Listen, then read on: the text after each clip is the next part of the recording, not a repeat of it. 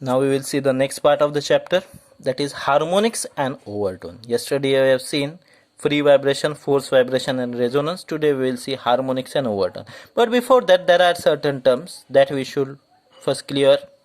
So the first term is fundamental frequency. What is fundamental frequency?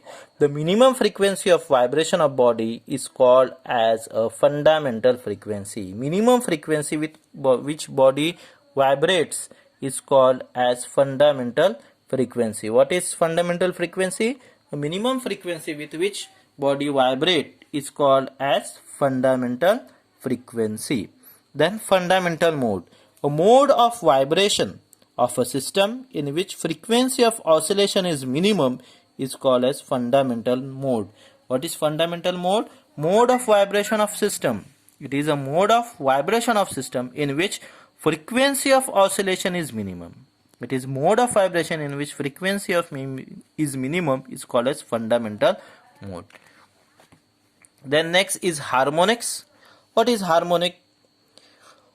Harmonic is a term used when frequency of particular overtone is integral multiple of fundamental frequency. We have certain fundamental frequency for each wave, okay, and the integral multiple of fundamental frequency is called as harmonic. Integral multiple of overtone of that fundamental frequency is called as harmonic. So the term harmonic is used when frequency of particular overtone, that particular overtone is integral multiple of fundamental frequency. Harmonic is what? Integral multiple of fundamental frequency. Fundamental frequency is F. Okay. Then 1F, 2F, 3F. These all are nothing but harmonics. In a string or air column, the frequency of overtones are integral multiple of fundamental frequency. Hence they are termed as harmonics. In a string, if there is a string which we pluck from the guitar or any musical instrument, then we hear a good melody of the sound. Okay, so the frequencies that string generates, okay, are integral multiple of first frequency or fundamental frequency, and hence they are called as harmonics. It is not necessary that all harmonics must be present in the given sound. Okay, if a particular sound is being played, then it is not necessary that every frequency will be present in the given sound. Okay, next is overtone. What is overtone? The term tone whose frequencies are greater than fundamental frequency are called as overtone. What are overtone? The tone whose fundamental frequency is greater than fundamental frequencies are called as overtone. Okay, so overtones are only those multiples of fundamental frequency which are actually present in sound. So the tone whose fundamental frequency is greater than fundamental frequency are called as overtone. Overtones are only those multiple of fundamental frequency which are actually present in the sound. Overtones are always present in the sounds. Okay, harmonic, not necessary that every harmonic must be present, but overtone, every overtone must be present in the sound. The first frequency higher than fundamental frequency is called first overtone. Second frequency higher than the first overtone is called as second overtone. Second fundamental frequency is called as second overtone. Okay, third frequency higher than third fundamental frequency is called as third overtone, and so on. So first frequency higher than fundamental frequency is called as first overtone. Second higher than second fundamental frequency is called as second overtone, and so on. Next is end correction. What is end correction? Name itself tells us the correction which are made at end of the pipes or of an organ pipe is called as end correction. Now, when suppose you are having a pipe and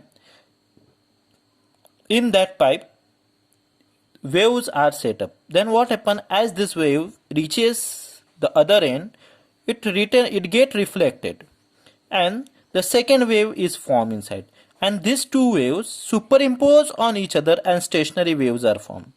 Okay, so but what happened actually, we think that the reflection has occurred from the end of the pipe, but in present it does not occur at exactly at end of the pipe, but it occurs at a distance which is greater than the, or a distance little bit more than the end of the pipe. Okay, so such correction which we make, that is called as end correction. So when an air pipe air column vibrates either in a pipe closed at one end or open at both the end, boundary condition demands that there is always antinode at open end and node at close end. There is antinode at open end and node at close end.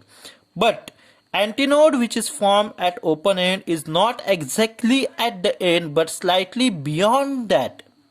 Okay, the open air is more free to vibrate, so there is compression to the air inside the pipe, as the air particle in the plane of open end of the pipe are not free to move in all the direction, so the reflection take place in the plane of small distance outside the pipe.